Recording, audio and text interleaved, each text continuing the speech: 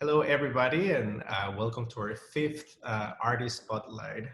Today, we're going to be talking to the playwright, Stav Palti-Negev. She is right now in Tel Aviv.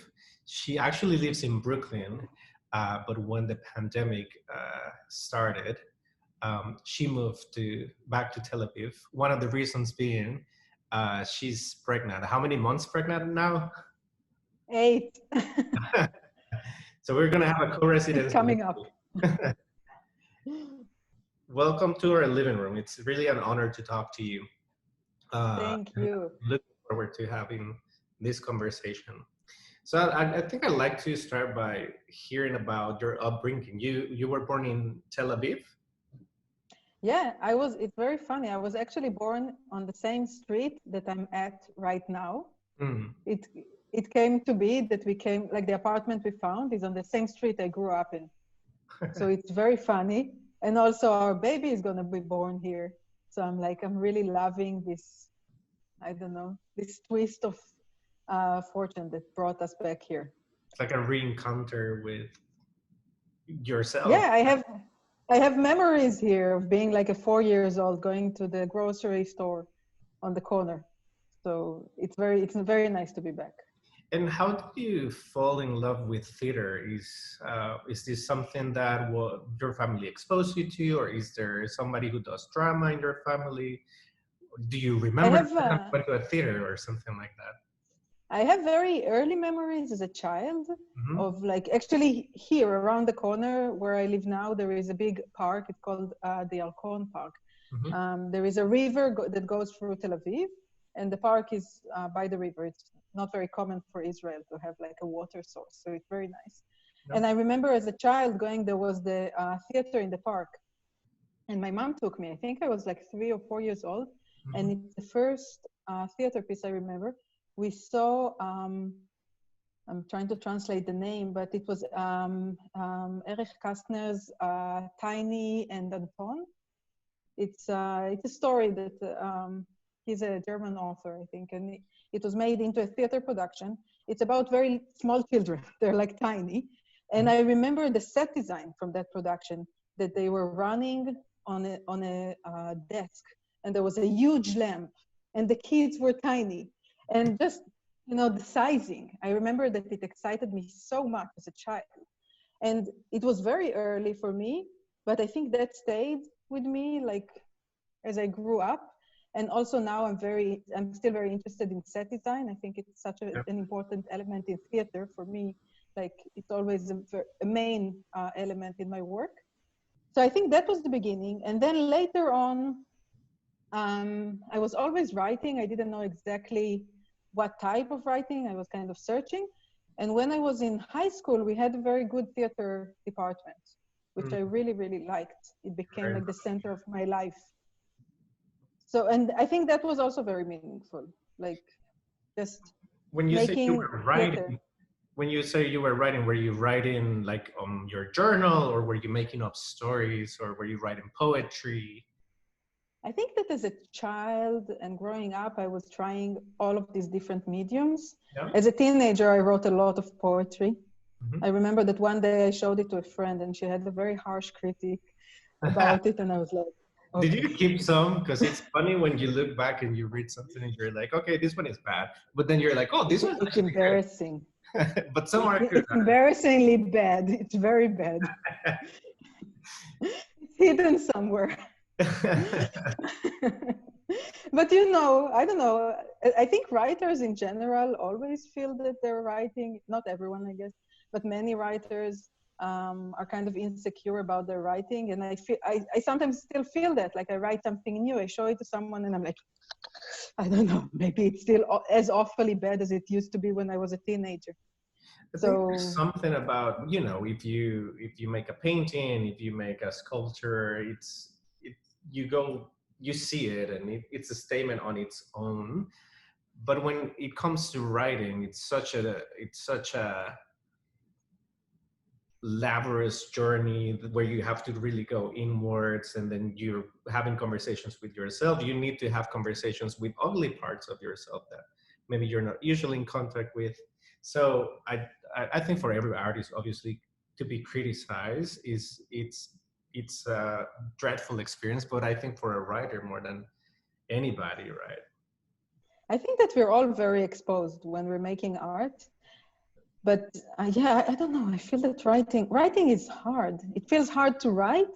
It feels hard to share it, like on so many levels. And also writing for theater, you have to write different voices. I guess also when you write fiction.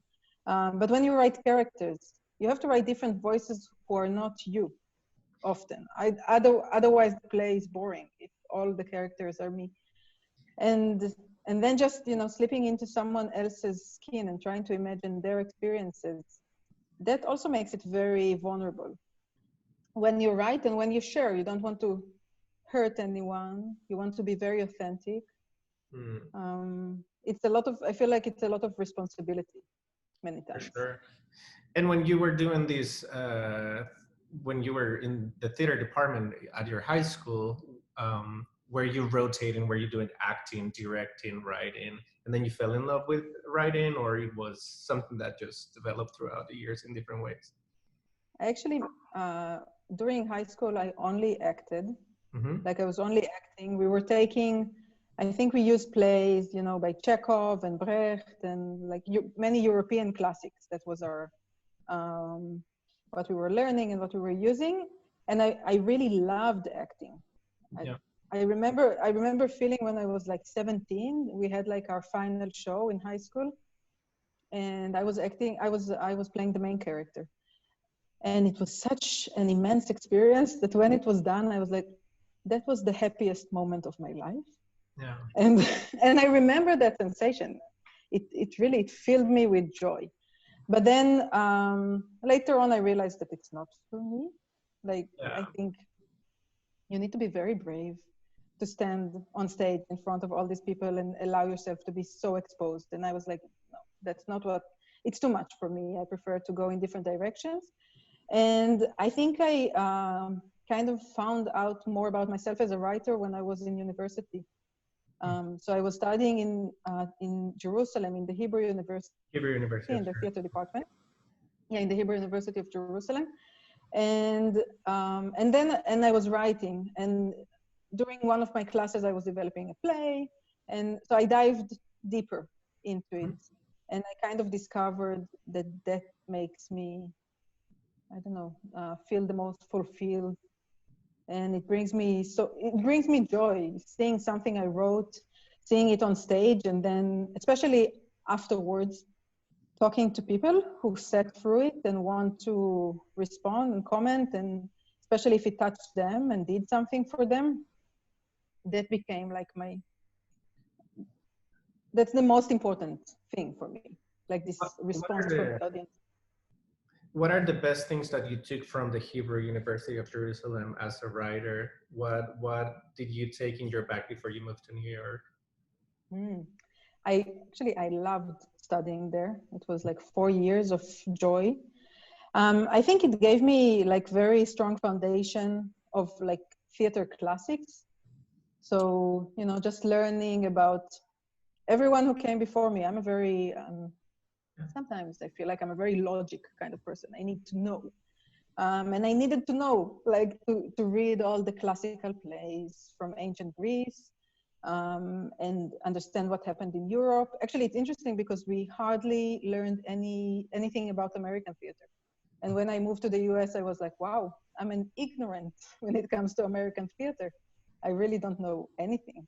I just know about all the European classics. But I guess many of them are ignorant about the European theaters, which is, I guess, to be fair.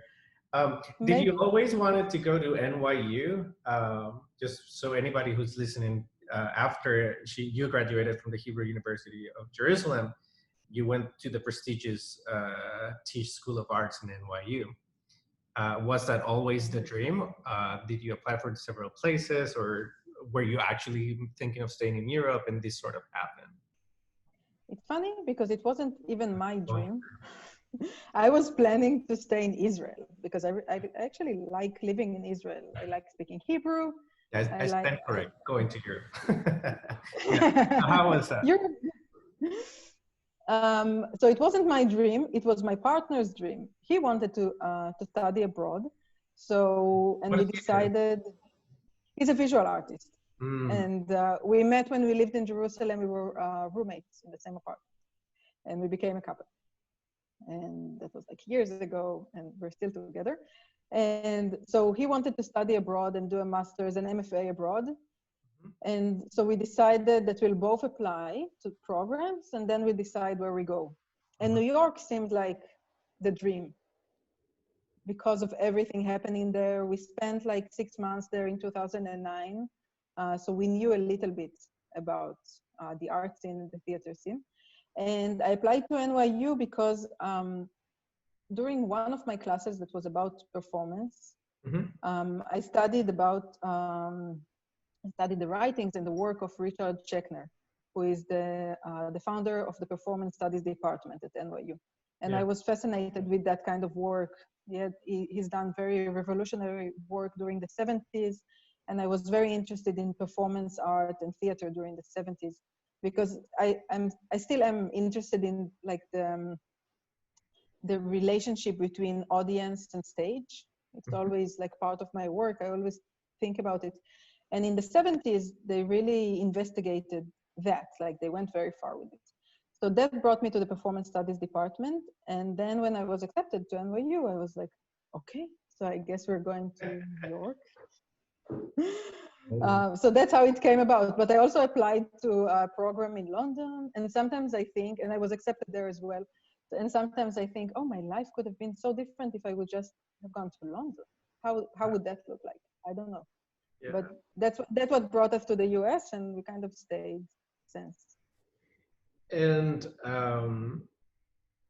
thinking other conversations we've had about the theater scene in New York, we talk about how competitive it is. Can you talk about that competitiveness? You know, it's competitiveness, but it's also like ambition. I think New York kind of calls, like the people who end up living in New York, that's how I feel often, are the most ambitious kind of artists you can find. Because, you know, it's such a big city, and you have this group who is willing to give up a lot to live in New York. Life in New York are not comfortable. Like, you live in small apartments. It's very expensive. You don't have a car. Like you have to give up all of this, like life, I don't know, life quality even. Yeah, all this comfort. And if you're a foreigner, then you also give up your family because you come there and you're far away. And so all of these things, and then you live in New York and you try to make your art there. So I think everyone who stays is very hungry to produce more work. Collaboration as well, or is mostly competition? No, I think there is a lot of collaboration, actually. Like, I have amazing friends that I met in the theater scene in New York, who I love deeply, and I'll take like with me wherever I go. If I stay there, if I come back, I don't know, but like really friends for life. And theater is an art of collaboration. I don't think you can make theater without your collaborators. But you know, it's hard to find these people. It's hard to find the people that you can really, really work with, and that you feel comfortable enough to be vulnerable in your work and create something authentic. So it's always this journey. Yeah. Talking about journeys, let's have a journey through your work as a playwright. Let's start with is it Salim Salim?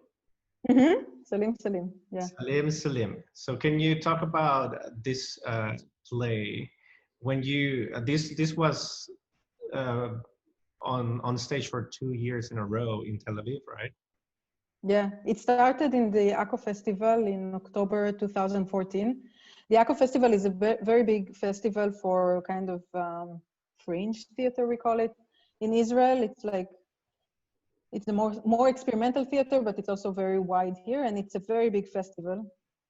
So the play was a little bit controversial in the sense, well, obviously you're talking about the main character is a Palestinian character that's released from an Israeli prison, right? Yeah, he's set, Salim, who is the main character, set in the Israeli prison for 10 years. Mm-hmm. And the starting point of the play is that he's released from prison. But instead of being brought home, which is in the West Bank, he's brought to the Gaza district. So maybe you know that Palestinians, they have like two different areas that are not connected. They have different governments, and they can't actually travel between these territories. It's awful. And they used to be able to, and now because of occupation and everything that is going on here, it's totally separated. Yep. And even more, to add on top of that, there is a law in Israel that if someone was born in Gaza, they can never legally change their address to the West Bank. So that's the story of Salim. He was born in Gaza, and at some point he moved to the West Bank, let's say illegally, even though I don't support that, but like not according to the Israeli law. And he built a life in the West Bank. But when he gets arrested, and then when he's released from prison, the Israeli authorities, for them, he's listed in Gaza, and they bring him back to Gaza. And the whole play takes place in these like 2.5 hours on the border between Israel and Gaza. He arrives there, he meets the soldiers. And when he understands where he is, he refuses to cross. So it's like this very intense moments of what's going to happen, because the soldiers might force him to cross. And what we learn during the play is that if he crosses, his life might be in danger. He might be killed. And everyone from his life shows up there. So we learn about the conflict. His wife comes from the West Bank, and his brother who lives in Gaza comes from the Gaza side. And thinking about set and audience, what we did in that show is that the audience had, when they came into the show, they had to go through the crossing. They met the soldiers. We gave them crossing permits. This is were taken from, and going into the theater?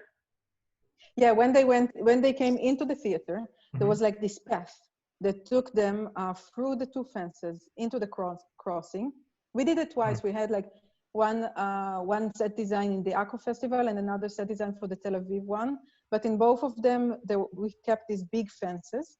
And they have to go through this like path, which we try to make very similar to the one that you see in the crossings, something that closes up on you, that makes you feel like even if you did nothing wrong, you're already being judged for that. And they met the soldiers before the show started, the actors who play the soldiers, and the soldiers questioned them. So they asked questions like, where are you coming from? What's your father's name? What's your mother's name? And they had to answer. And I remember that some people didn't want to cooperate. Yeah. And there was one of the soldiers always told them, okay, so you need to wait here until we figure out what to do with you. And she would just hold someone on the side. And then after they questioned the audience, they told the audience if they can go to the Gaza side or to the Israeli side. So separated into two halves. It's very confrontational and since they walked in, right? Yeah, but I think, I don't know, we didn't want to make it into a game.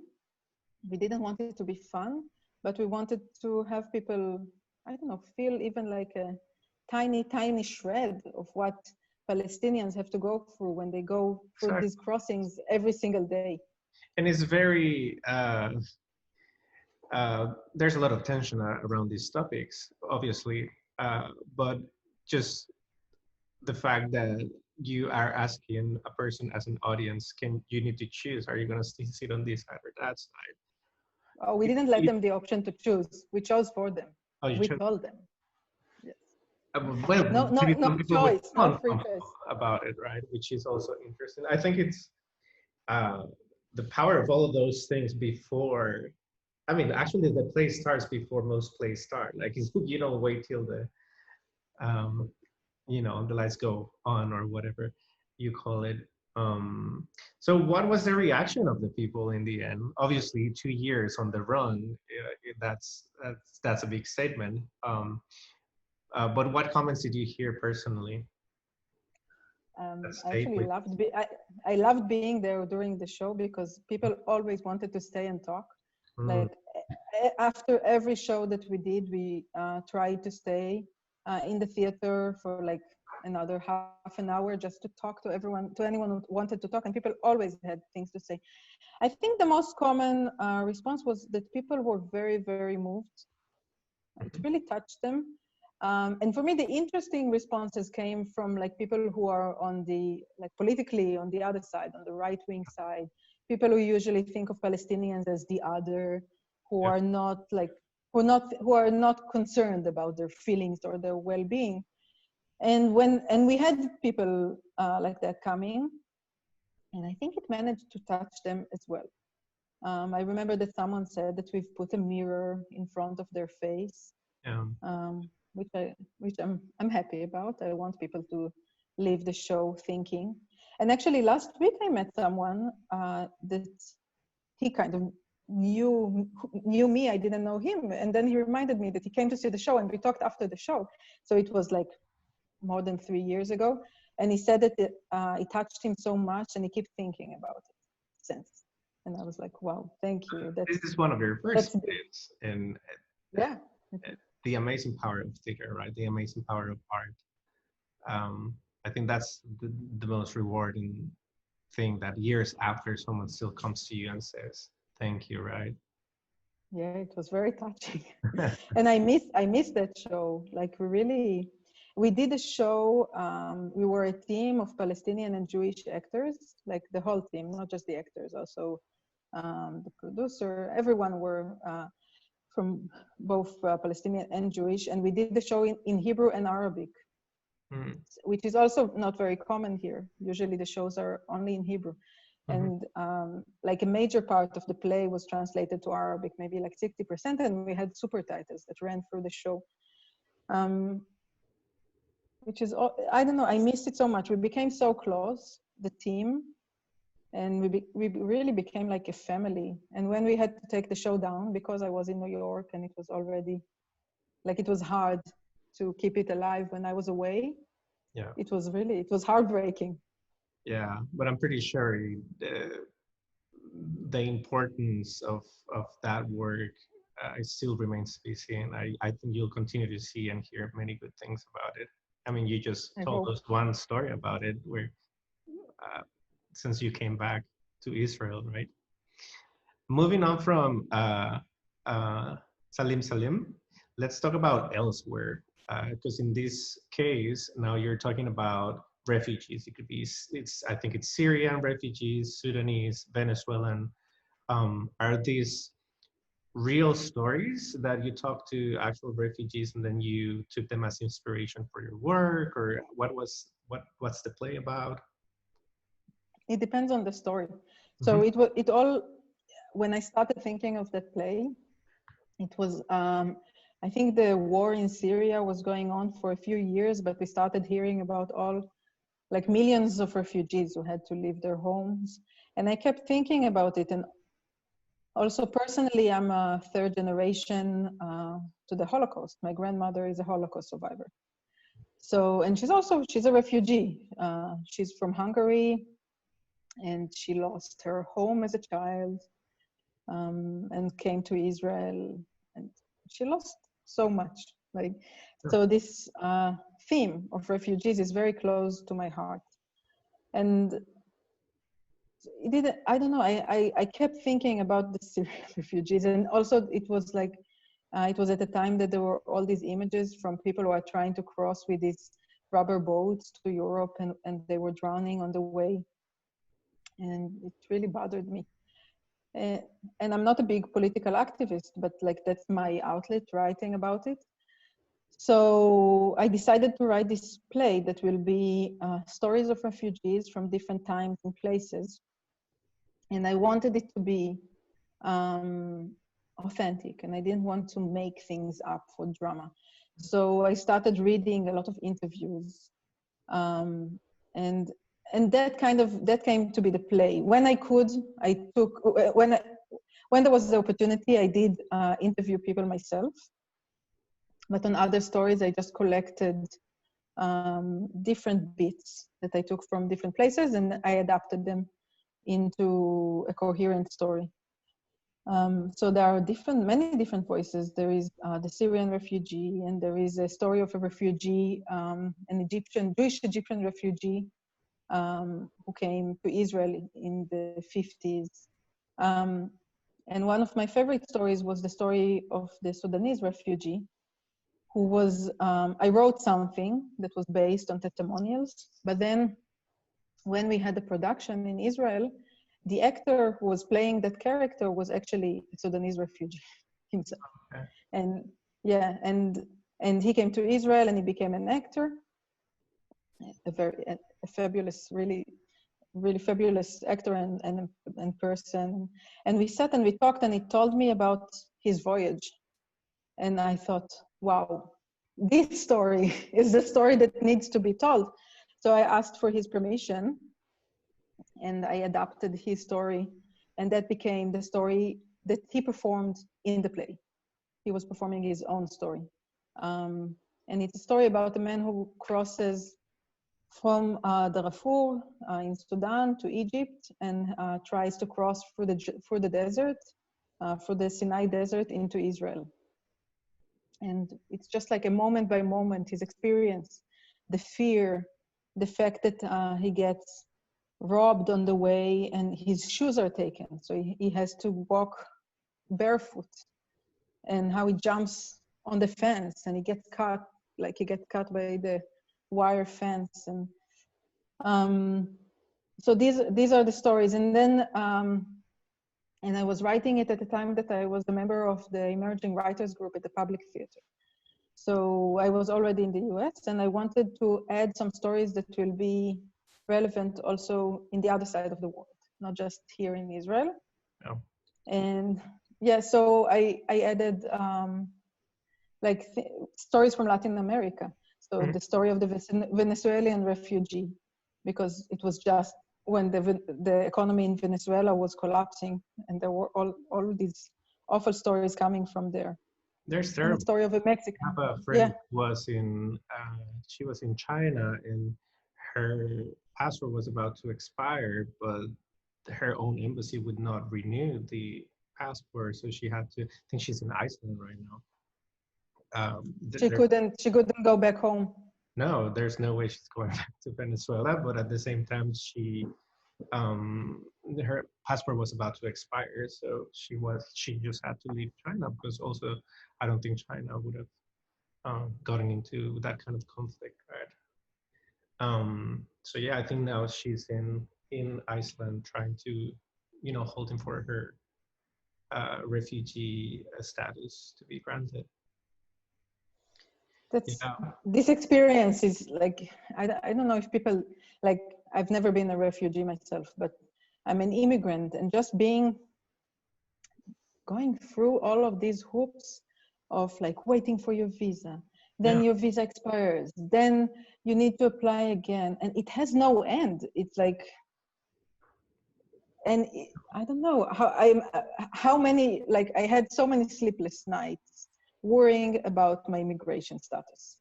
There's something interesting though, because at least, living 10 years in China myself, we call ourselves expats, and we're actually immigrants. But the fact that we call ourselves expats, it sounds better. I don't know. I don't even know. I remember someone pointed that out, and I realized that there's no difference between what I'm doing here or what someone is doing in America. It's just the word, right? And the connotations that are given to that word. But back to your play, when you're staging this play, were you trying to actually build something that looks Sudanese or Venezuelan, or were you actually doing something that was more standardized and most focused on the story itself? So the stories were written as monologues, and I had this idea that I wanted each story to be told to one person at a time. It was very important for me, like this intimacy. I know that theater is usually not about this kind of very, very close encounter. Theater is like for 100 people, 200 people, which is also interesting because it creates a community. I'm also interested in that. But for this play, I felt that I felt that I want these stories to be heard in the most intense and close kind of attention.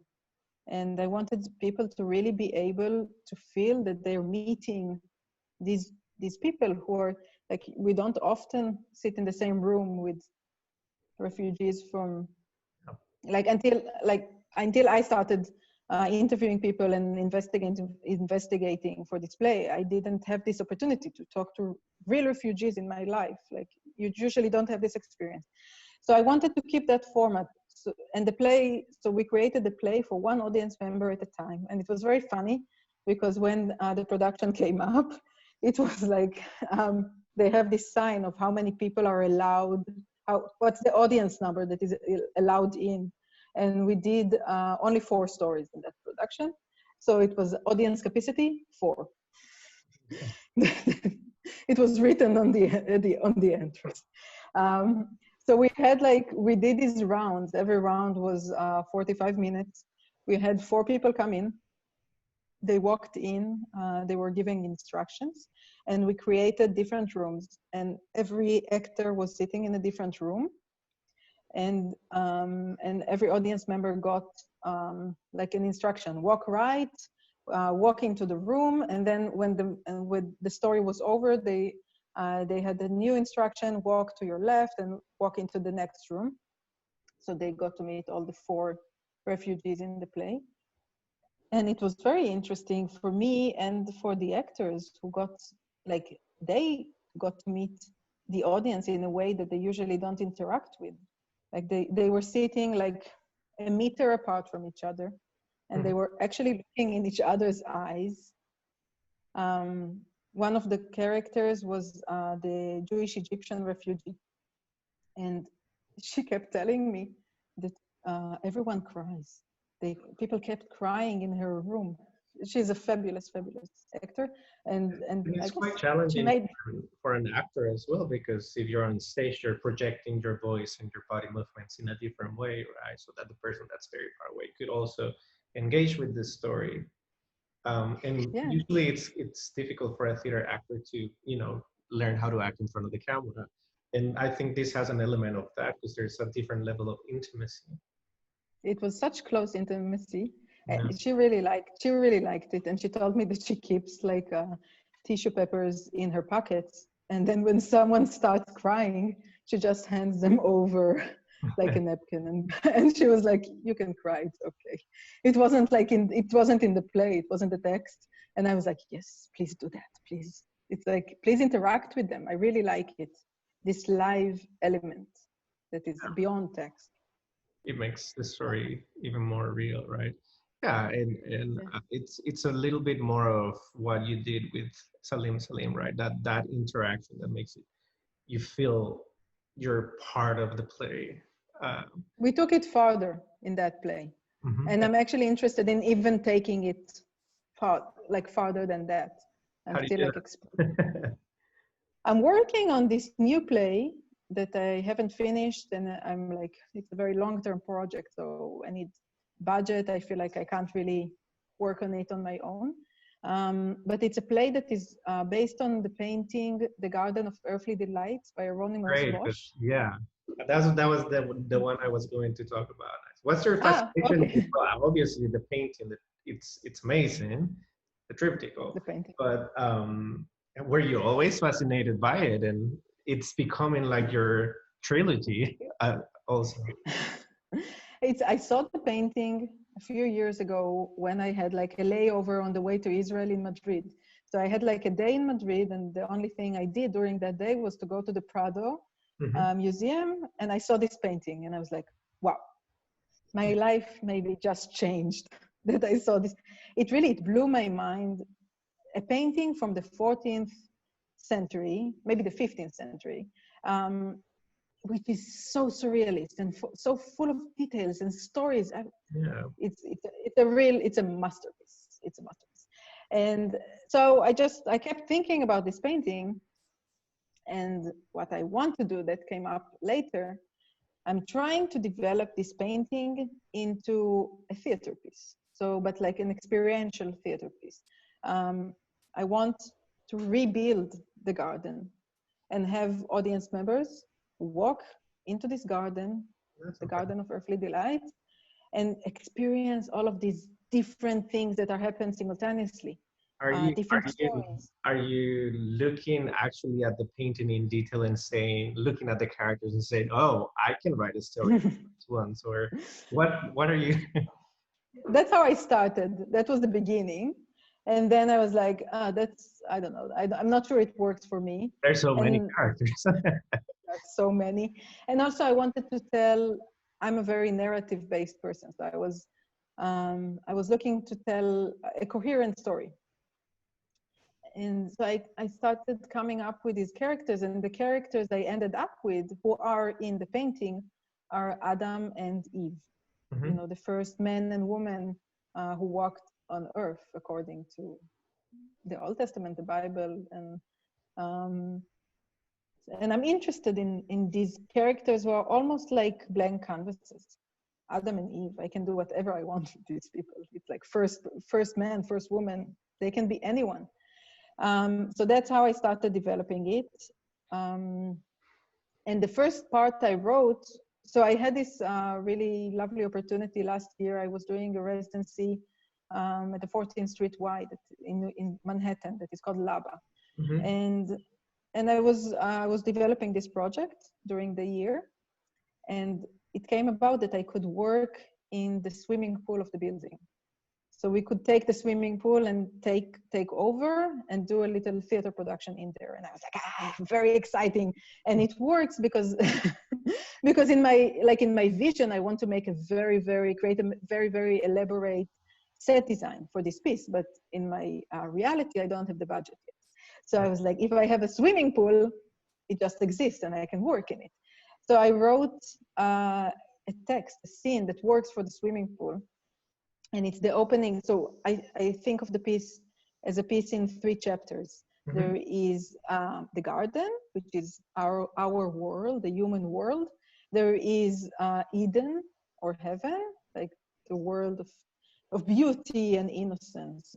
And there is hell, which mm-hmm. is the most important. It's like the most interesting world, the world of sin. So I started with hell. And the part I wrote is the opening scenes for hell.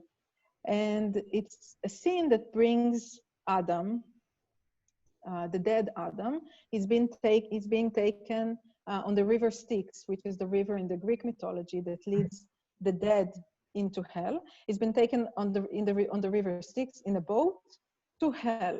And he doesn't know what happened to him. So during his voyage, the boat keeper, Charon, who is also a Greek character from the Greek mythology, they have like, he's taking him there. Adam understands what's happening to him, and they try to negotiate the situation until like Adam tries to convince him to take his wife instead. maybe he can take his wife, and then Charon suggests that maybe he can take his child.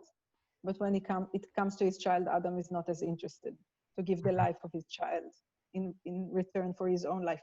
So they have this negotiation. And what we did was that the audience who came in were standing around the pool, and we turned the audience into a group of demons.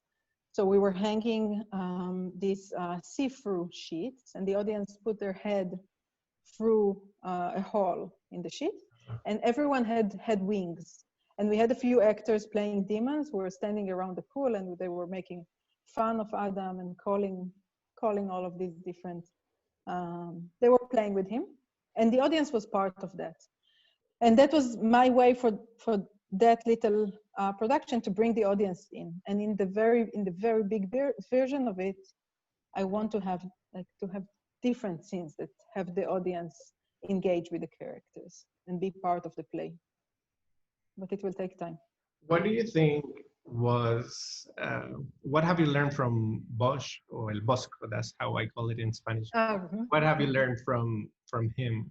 What do you think, or what have you found out about him during this research while you're writing these plays? I read a lot when I was doing some research at the beginning. I mostly admire him. I think he was a genius. Yeah. Like just the level of detail, and also the revolutionary way of thinking during that time. Like his paintings are. When he's representing, say, hell, do you think he's necessarily so saying it's bad or good, or also what is the message he's trying to give about Earth as it is, or Eden, right? What do you think he's trying to say? He was working in the Middle Ages, so obviously he was working under the constraints of religion and Christianity. So you see the moral values of the period. Like you see that hell is where the sinners are brought, and heaven is like where the saints live.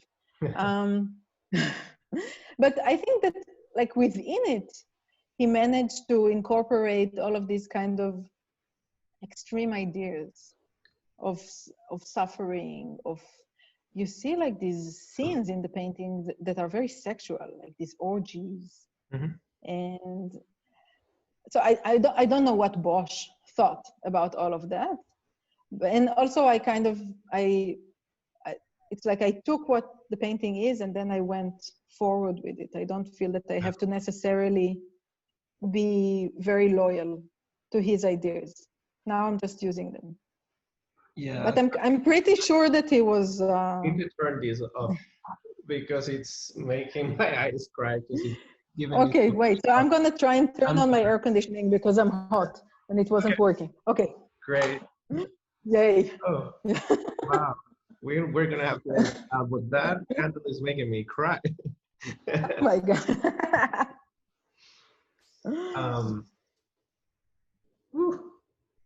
Well, you're okay? Yeah, I think I'm fine. Okay.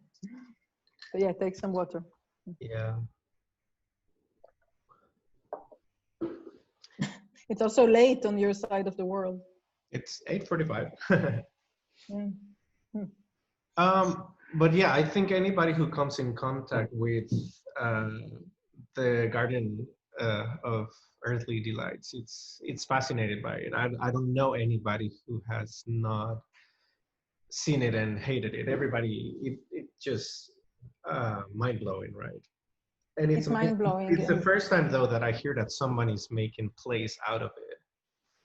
So when I was researching, I saw that there was, I think there was a Pina Bausch production, like dance piece that was inspired by it. And I know that an art school or a theater school made like, I think also more of a dance piece. I don't know if there was like a theater piece, but I feel that it has so much to offer and so much inspiration to offer.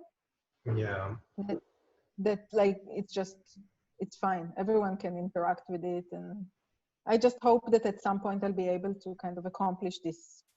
So at this point, how many plays have you written inspired in it? Is the goal to write 3 of them? It won't be 3 plays. It would be, I think, a play in 3 acts. In 3 acts. But it won't be a traditional play because my thought is that the audience won't get to experience everything. I want it to be like kind of a very vast experience that you choose your own path. Mm-hmm. So ideally there will be like hours of material in there, and you'll walk in and you'll choose your experience, and then if you want, you'll come again to see other parts of the piece. I want it to feel like a world, something of like. That's kind of like, the message of the religion and the Middle Ages. You choose your path, and then you go to hell or go to heaven, right? Yeah, they say choose your path wisely because you'll go to hell. And I say, choose your path wisely because hell is interesting and you want to go there. Exactly. That's what you want to see. So, but we'll see. I think at the final piece, I think it will be like that everyone goes into the garden. They start in the garden. And then according to your choices in the garden, you get to experience either hell or heaven. You won't get to experience both on the same evening. Mm. What have the actors told you about being on this play? Or, I mean, the actors? Painting is the biggest source of, you know, inspiration, I guess, also for the actors. But yeah, what have they said about their experience acting on the play? I don't know. It was a short process. So I think everyone was excited. And also we worked in a little bit of a devised way. I brought pages into the room, and together with Lito, the director, we devised the material and with the actors and like checked how it works. And according to that, I rewrote it. So we were all kind of involved in the process, in the making of the piece. But I think everyone was excited, and we had like 3 actors playing characters of demons. Mm-hmm. And I wrote these demon songs, demon poems. I don't know, it was rhymed, and they talked in rhymes. So it was fun. We were working a lot about staccato and rhythm. We were listening to how it sounds. We weren't looking for like a very naturalistic experience. We were looking for something which was more stylish, like theater-wise. So I think we all enjoyed it. I read somewhere that you've been also experimenting with like VR or AR. And given that you take such interest in protecting the journey of the audience and involving the audience, how do you do it with VR and AR? Because for one, writing for VR and directing for VR, it's quite complex, right? If you have a circle stage, if you have a front stage, you can think of many things, but in this case, you have this device and you need to cue things in a very clever way to make the person look to the right or look up, or it adds a level of complexity that's very new, right? It's very challenging. Like, I'm very interested in it, and it's also very challenging. It's interesting for me because it gives you the opportunity, like this theater that I'm looking for, this connection between audience and an actor and engagement is kind of an expensive theater, because when you're limited, let's say like elsewhere, when you're limited in the number of audience members you can bring in, it becomes very hard financially, which is also the reason that I didn't write another play, which is for one person, because it's just very difficult. But VR kind of gives you this ability without the financial burden. Like, you can give people the headset and have them experience whatever you want them to experience, and it can repeat. You only need to film once. Yeah. So it's very interesting. I'm still not, I'm not convinced that it can replace theater. I'm a big theater fan. But we did an experiment with the Public Theater Lab that we took one of the monologues from elsewhere, the monologue of the Mexican refugee, and we filmed it in VR. And the idea was that an audience member shows up, and they show up in the theater, and they're physically being taken to one of the dressing rooms in the lower floor of the theater. One of the spaces that actually is an audience in a theater you usually don't get to experience. Mm-hmm. And so they're taken there, and they enter the room, and they get the headset. Someone helps them put the VR headset. And when they look into the world of the VR, what they find is that they're actually sitting in the same room they just entered. So nothing changes. Yeah. And when we filmed it, we actually filmed the room that they were sitting in. And the idea was to overlap like reality and VR. And in the VR, the actors came out. And so it's a monologue about a woman who cleans the room, but she has her own story of how she had to leave her home and what brought her there. So in the video, she cleans the room, you see her, and we tried to add some physical elements. So again, to break this divide. So at one point she puts on perfume, and we wanted that someone would stand in the room and actually spray perfume on the exact moment that you see it in the video so you can smell it. Or at some point she reaches out and takes, in the video, takes your hand. And we wanted someone to actually hold your hand in reality so you can feel the touch. Yeah. So working with this overlap, I don't know, it was an experiment, that project. It didn't happen exactly that way. I'm still interested in that overlap, but at the moment I'm like, theater makes more sense to me. Like. So at this point, in being 8 months pregnant, and the fact that you guys went back to Israel, the fact that we have a pandemic in the world, what do you think is going to happen for you in your career? Is the plan to go back to the US at some point, or what's the plan? Or it's such a big question, right? I feel like since the pandemic started, my biggest, and probably everyone's biggest lesson was like, don't make plans. You don't know what's going to happen, so just don't bother making plans. Because like I had, when we left New York in March, when it started, and I had like many things planned for these months, and everything got postponed and canceled. And so life was like, okay, just handle whatever you get. So I have thoughts about what I want my plans to be, but I don't really dare planning. So at the moment we're waiting, we're expecting a baby, so we're waiting for the baby to come. And actually I feel lucky that life brought me back home at this period. Like I was planning to go through it in New York, but now I'm like, oh, I'm surrounded by my family. That feels great. Yeah. So that's nice. And we want to go back to New York, but we're waiting to see, we're waiting for life to go back to normal. Mm-hmm. So I hope the pandemic will slow down and we'll have a vaccine, and we'll see. So everything depends on how the world organizes itself. So for the... Yeah, I was going to say, and it's also existentially very unique, which most inspire you as a writer as well, because you've been living in New York for a number of years. You go back to Israel, but you come with all these stories in your heart, right, about everything that you've lived in New York. So you're revisiting your childhood neighborhood, being around your family from a very unique lens, right? Yeah, it's very interesting that it happened that way. A mother as well. It's like so many emotions. So how has this affected your writing? No, I feel it's such a confusing time actually, writing wise, because I had plans of what I'm going to write, but these plans were supposed to happen in New York. I had like a residency plan for a month that I was supposed to go upstate to MacDowell Colony, and I had like this plan, I'm going to write this play when I'm there.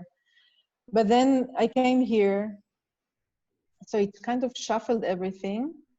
And also being pregnant, I feel that it occupies my mind much more than I imagined that it will.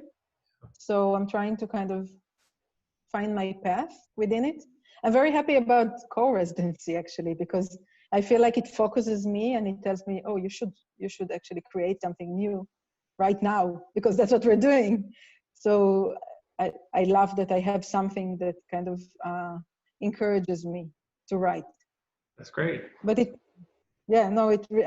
love it. It's like last week we had this little deadline for the share out. I was like, yes, I love deadlines. There is something to work towards, and people to share with. It's lovely.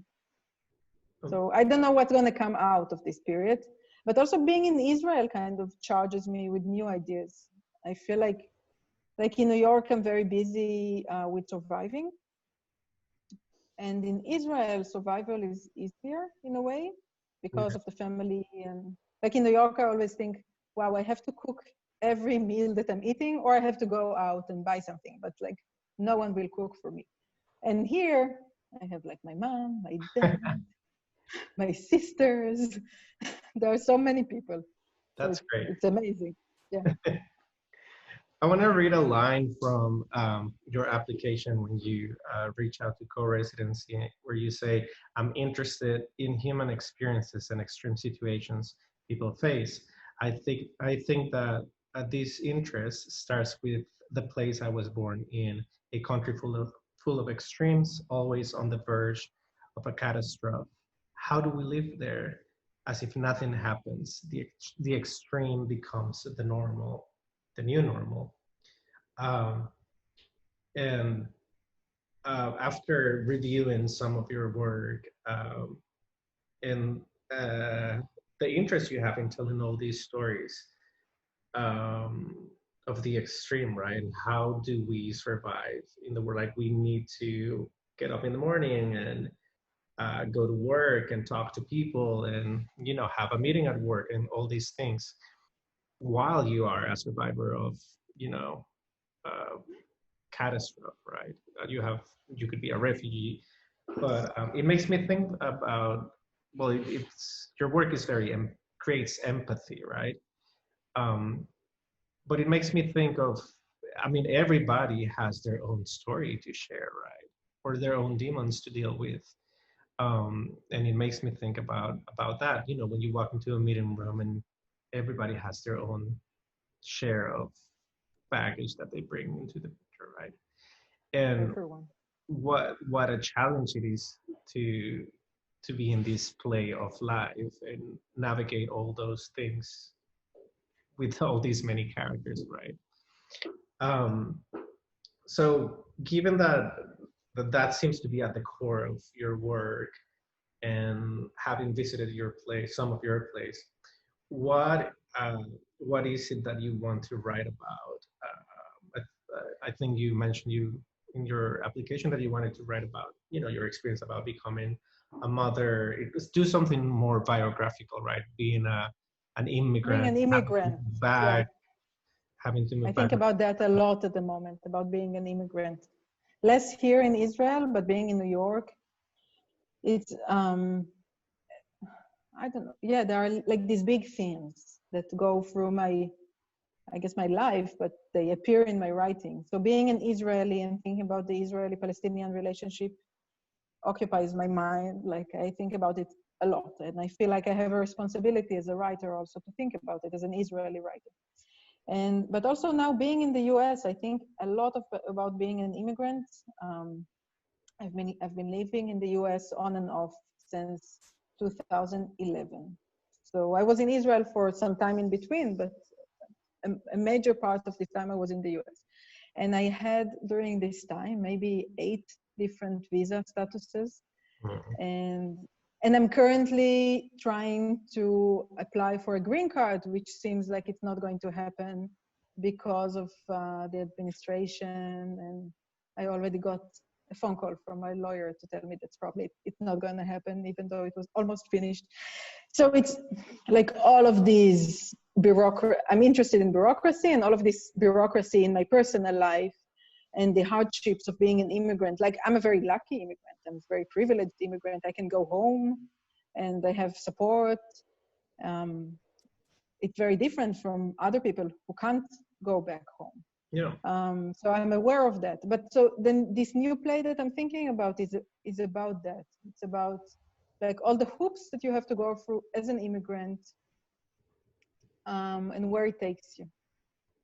Is it something that you're gonna do as biographical, or also like, you know, like you did with the refugees, that you had so many different points of view? I think this one is going to be closer to my life. The main character at the moment is called Star, S-T-A-R, and my name is Stav, S-T-A-V. And I'm like, I don't know, I like it. I'm going to keep it, I think. So she's very close to me. She's not me, not at all. She's more a millennial than me. She's more lightheaded, and but I don't know. it interests me. I think I've been through so much with this bureaucracy that I really have to write about it. It's like I have to process it in a way.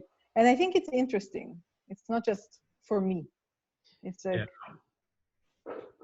Well, you have the ability to talk about these controversial topics in a very unique way that creates empathy. So I'm sure it's going to be great. I recently read a book called American Dirt that was very controversial because it talks about the experience of a Mexican mother trying to migrate into the United States. Through, even as a Latino, I was ignorant of the fact that many people get on this train and they ride on the top of the train to get all the way to the north. Into the US? Yeah, which they're risking their lives, literally. The book was controversial because the author it's not Latino herself, though she did like 5 years worth of research. And to me, it was eye-opening. As a Latino, I didn't feel any offense in it. Yeah, she got a lot of backlash for getting all the attention she did from this the publication industry. But yeah, I think it's stories that need to be told. And the topic of immigration, obviously in America, it's at the fabric of what the country is.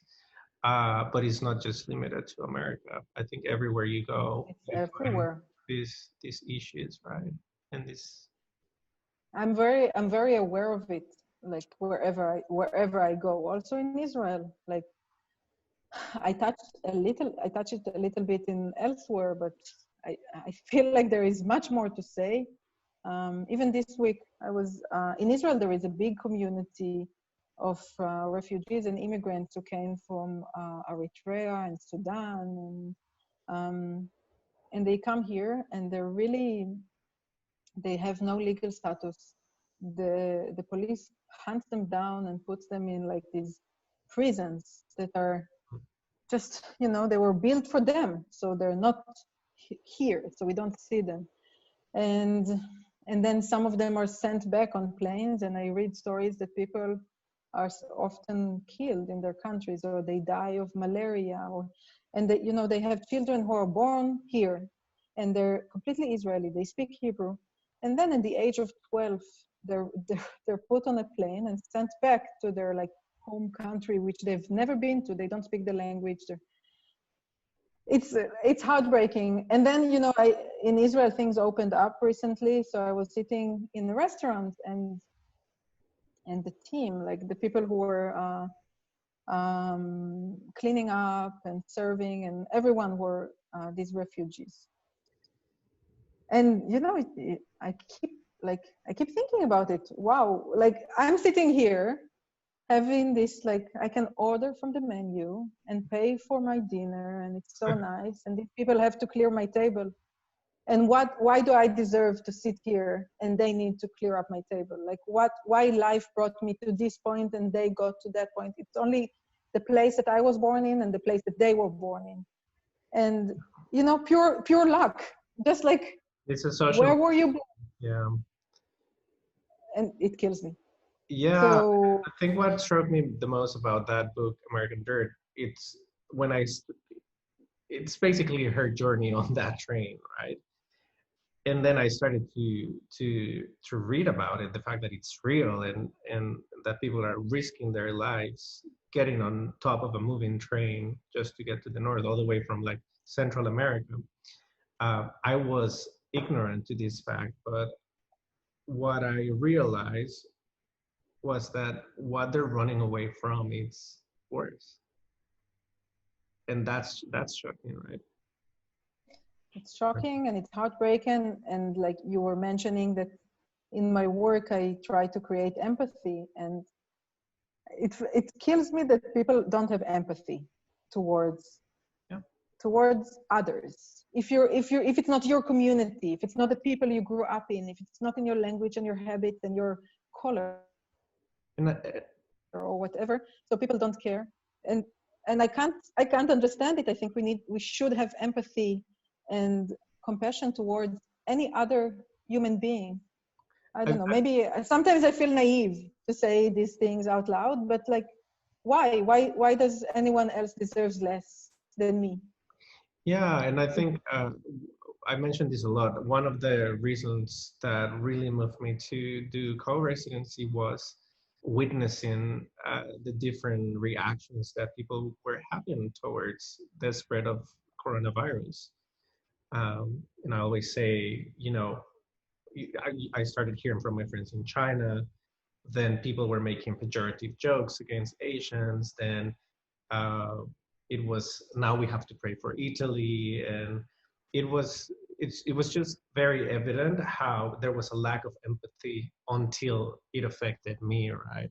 Until, which is the same, like, until I'm an immigrant. But if you're privileged and you become an immigrant, then suddenly you're an expat. So what's wrong? What's up with that, right?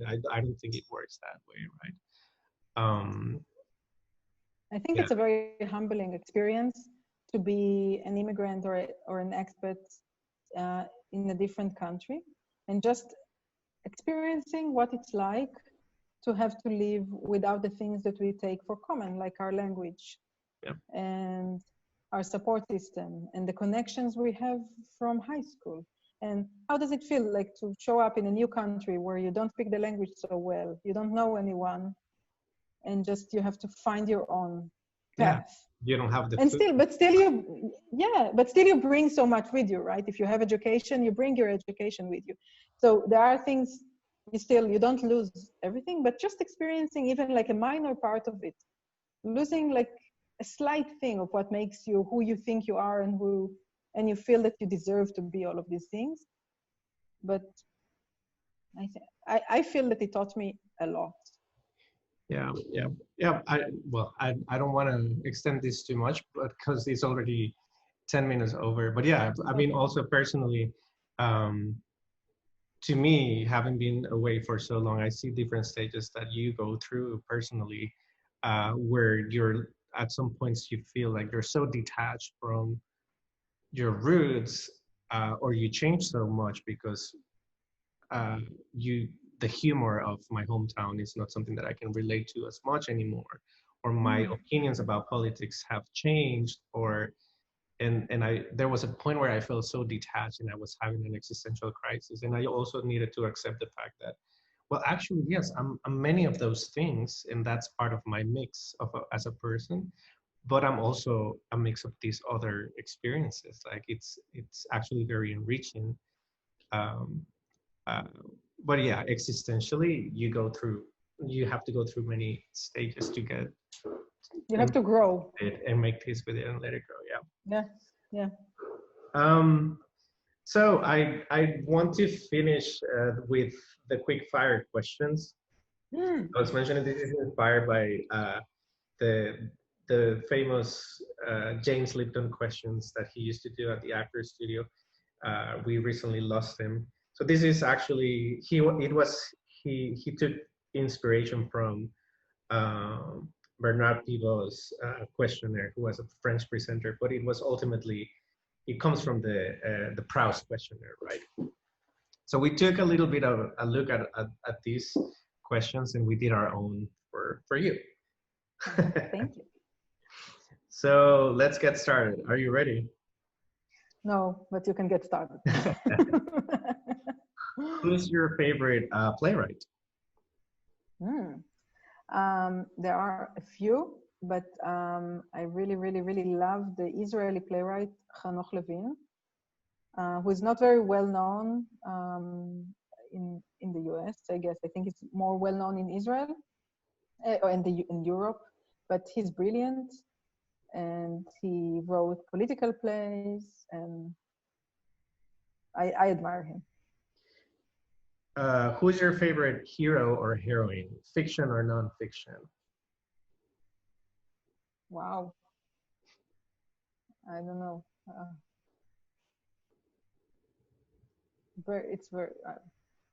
I'm not sure. I need to think, but maybe Kafka, Franz Kafka's characters, who are so absurd and non-realistic and like non-people almost. They're like these canvases. So I really like his characters, his heroes. What's your favorite word and your least favorite word? Wow. Okay, so favorite word. There is a famous quote from an Israeli poem that the most funny thing to say is krovit, which is cauliflower in Hebrew, but it has a funny sound. So I'll go with krovit. And I don't like vulgar words. I don't know. It makes me like words that can be said in kind of, that can be said differently without being like too much in your face. I prefer them. Yeah. What turns you on and what turns you off?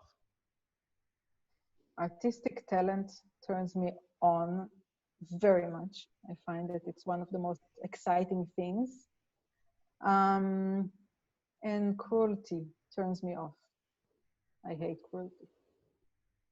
What sound or noise do you love and what sound or noise do you hate? I really like bird sounds. Waking up with the sound of birds around me or nature makes me feel fabulous. And the sound that I hate, I guess, would be the opposite, construction or something like that. That really digs into my head. What's your favorite place in the world?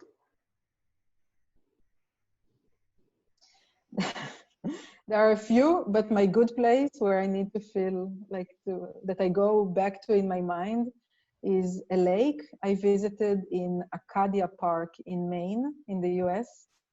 That was just the most peaceful scenery, and like it was just no one was there. I was lying on a rock that was kind of slightly in the water, and so that's one of my favorite places. What inspires you to continue doing your work? The fact that I keep caring. I think like things keep being very, very important to me. So I feel like I have to write about them. And also the connection with audiences. When people respond and they want to talk and comment and have something meaningful to say about something I wrote, that makes me keep on going. What's your idea of happiness and what's your idea of misery? Wow. Happiness, I think for me is being an artist. So, like being able to be an artist and make like a respectful life of it, and being able to keep doing it in the long term, together with having my family and my love and my future child and all of these things in my life. And misery, I think probably the opposite. Probably the opposite of it. What does this global crisis mean to you? I feel like we need perspective. I need perspective to understand what's happening now. I don't know, it feels like a huge shift in everything we were used to. So, but also I feel that it kind of brings people together. I think that's what's happening now in the US, that people are coming together and they're trying to make a real change in reality. So I hope this crisis leads us into a better world that is more equal and fair, and hopefully without this pandemic. Okay, we're almost done. 3 more. Can you just complete these sentences for me? Complete these sentences for me. Art is. Art is everything. Art allows me to.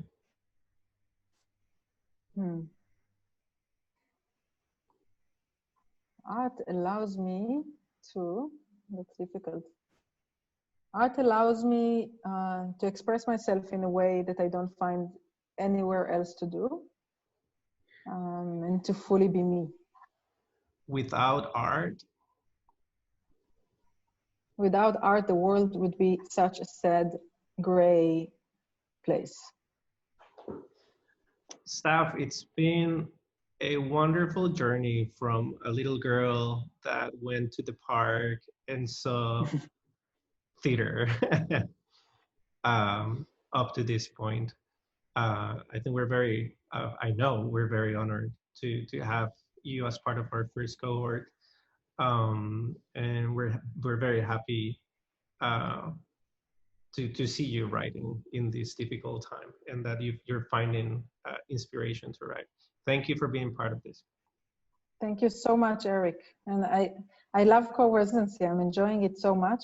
And I enjoyed this talk, even the questions at the end. Thank you so much. Thank you.